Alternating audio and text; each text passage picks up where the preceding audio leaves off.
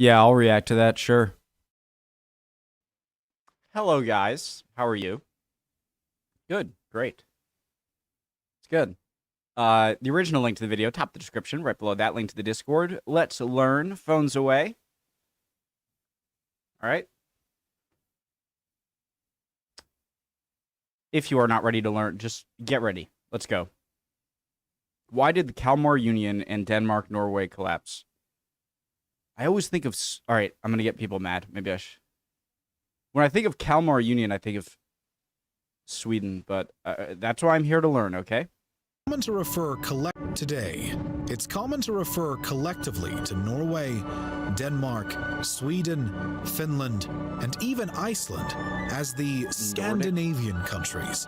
Norway, Denmark, and Sweden are often referred to simply as Scandinavia for historians, echoing a time when the three kingdoms were joined as one under the Kalmar Union. Even after the union's collapse, Denmark and Norway remained interlocked for some time, followed by a similar union between Sweden and Norway. Despite each having their own cultures and people, and now being entirely independent of each other, these three Nordic nations in particular have a curiously intertwined history. But why exactly did they end up united? What happens to the Kalmar Union that would eventually be seceded by Denmark-Norway? And why would Denmark-Norway eventually collapse? Under threat from the growing dominance of the German Hanseatic League, the Scandinavian countries of not just Denmark and Norway, but also Sweden, which included much of modern-day Finland, first began to throw around the idea of a union. The goal was to combat the influence and expansion of the Germans, and the thought was that a unified Scandinavia would be much more successful at balancing the scales. At this point, though, the idea didn't have a very strong backing, and many were worried about how it would affect their own country in one way or another. This, nevertheless, isn't that the English football team thing? Sorry.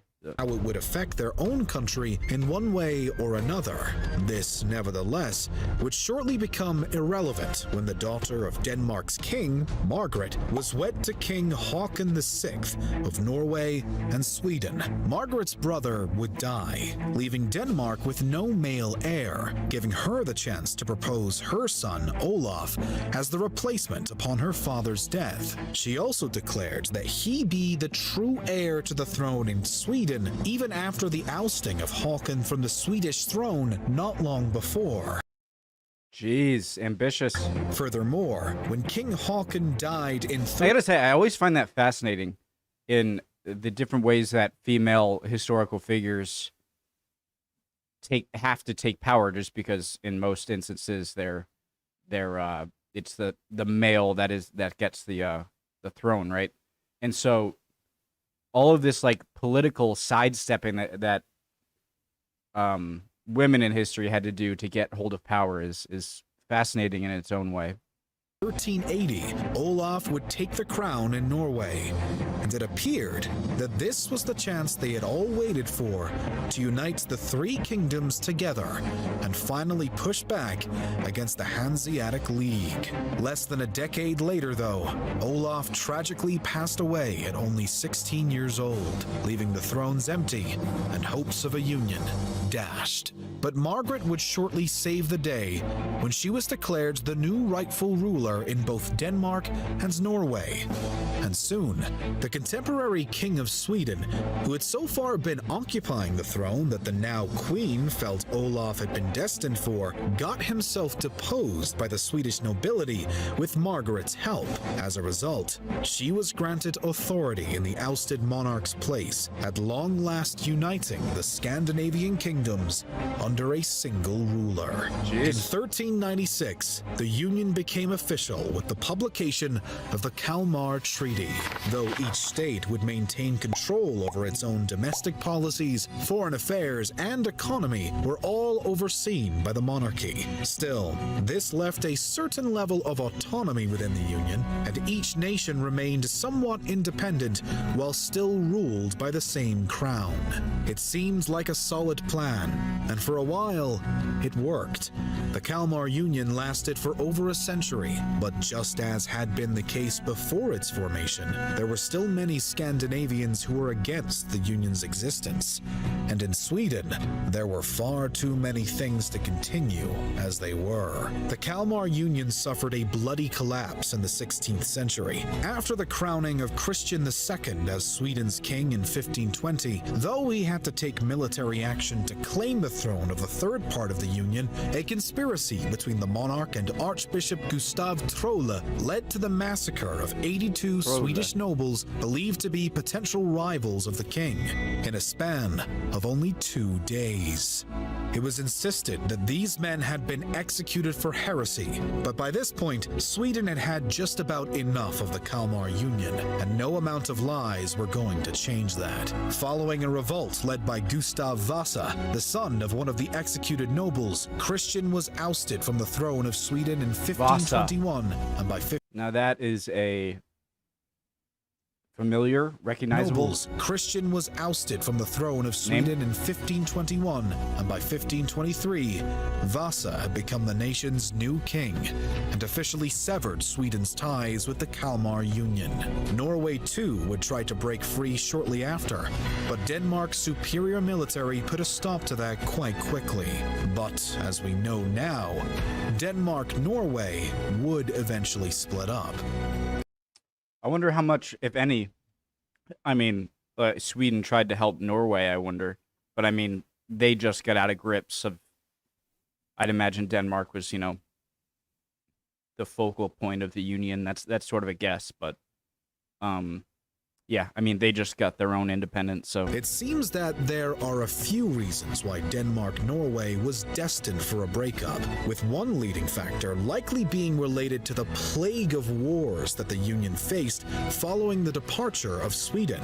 First came the Northern 7 Years' War, which was more or less pointless, and triggered by generally petty excuses. When Denmark-Norway's King Christian III put the Swedish insignia on his coat of arms, Sweden's Eric XIV decided to respond by putting the Danish and Norwegian insignia on his own coat of arms, having viewed the acts of Christian as an attempt to claim ownership of Sweden.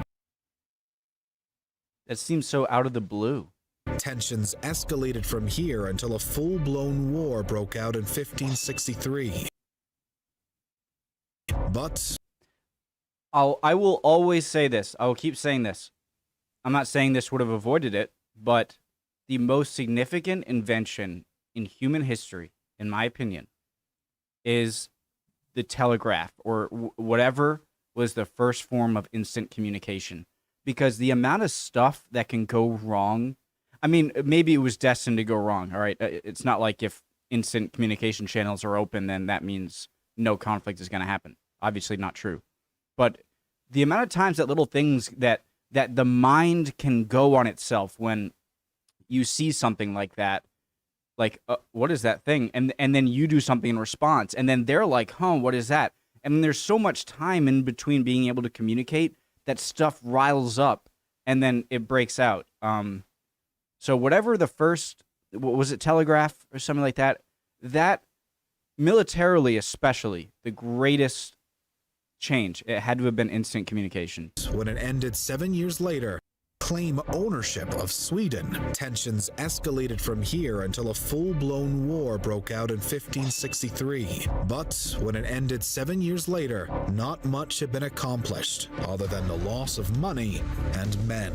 The next invasion came in 1611, when Denmark-Norway took the offensive against Sweden in the Kalmar War over trade and maritime disputes. This time, the war did secure some of Denmark-Norway's trade dominance, independence, but it also gave Sweden a rare exemption to Denmark's sound dues toll, which made up nearly 2/3 of the nation's state income around this time.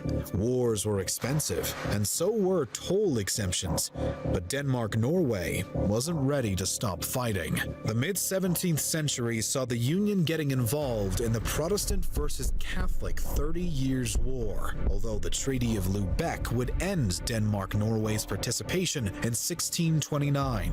Sweden, however, had done quite well in the 30 Years' War, and the Swedes soon decided to push their luck by invading Denmark-Norway in 1643.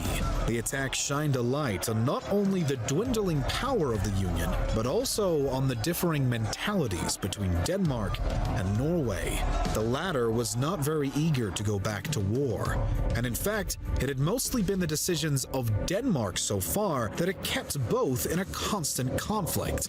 And now, worn down by frequent clashes, Denmark and Norway were unable to take down their attacker, and when peace was made in 1645, both nations were forced to hand territory over to the Swedes. The Dano-Swedish War was another slap in the face for Denmark-Norway, who would end the war nearly half the size it was going into it, and the following Scanian War in 1675 turned out to be another useless waste of money and men.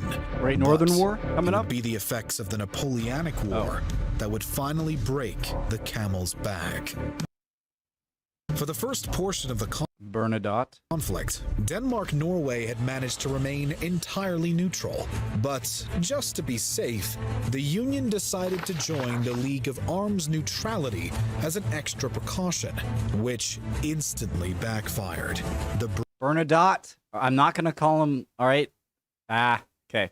Brits saw this as a threat of aggression and invaded Denmark-Norway, striking Copenhagen in 1801 and 1807, with the latter case seeing Denmark-Norway's entire naval fleet destroyed and in some cases incorporated into the British Royal Navy. I feel like this might be a stupid thing to say, but I feel like Denmark going against Great Britain, it's like a fire it's like a leaf Pokemon going up against a fire Pokemon, because I mean, you just so many places that can be easily accessed by British ships, and just have the British Navy just wedge its way in and bombard the crap out of coastal places and stop trade. And it just like, it seems like Britain is Denmark's, kryptonite. 1807, Denmark-Norway, striking Copenhagen in 1801 and 1807, with the latter case seeing Denmark-Norway's entire naval fleet destroyed and in some cases incorporated into the British Royal Navy. Understandably, Denmark-Norway reacted by joining an alliance with France, although they weren't of much use given their complete lack of a workable navy. By the end, Denmark-Norway was forced to sign the Treaty of Kiel, which would require Denmark to hand over all of Norway to the Kingdom of Sweden, officially ending the centuries-old union. Norway would eventually declare independence, be forced into a union with Sweden, and then once more become fully independent by 1905, and never again would it be united with Denmark. But aside from back-to-back-to-back wars, what contributed to the end of Denmark-Norway? Why didn't Denmark fight to keep Norway? Well, first and foremost were the events of the Napoleonic War and subsequent treaty. Denmark wasn't really in a position to force Norway into remaining in the Union, since they had to sign the agreement giving it up. And as Denmark had learned previously, war with Sweden would not be easy nor wise. Additionally, Denmark was not as dominant as it had once been, and Norway had, in fact, been growing stronger. It simply would have been too difficult and nonsensical to fight the separation. It seems that the Union was never meant to last after all. Really cool video. Awesome. Definitely learned some stuff. I would like to learn about the Hanseatic League. I love it when I watch a nice video and then it gives me a peek into another thing that I also want to learn about. And so what was it called? The Hanseatic League. Okay, I'm gonna look up on that and see if I can find a video or whatnot. Cool video. Hope you guys are all doing well. Love y'all. And I will see you guys next time, all right?